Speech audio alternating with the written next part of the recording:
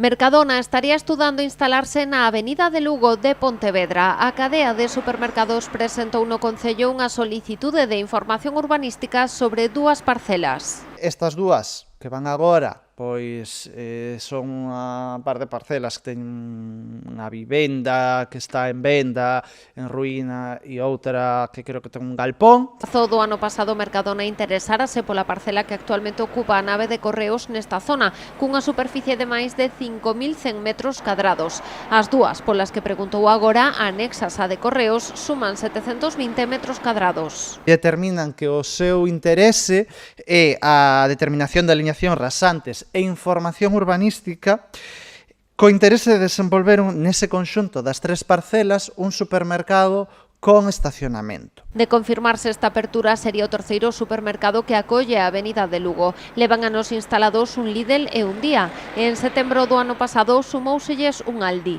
Pola súa banda, actualmente Mercadona conta con 3 establecementos na cidade, na Avenida de Vigo, en Lérez e en San Amaro.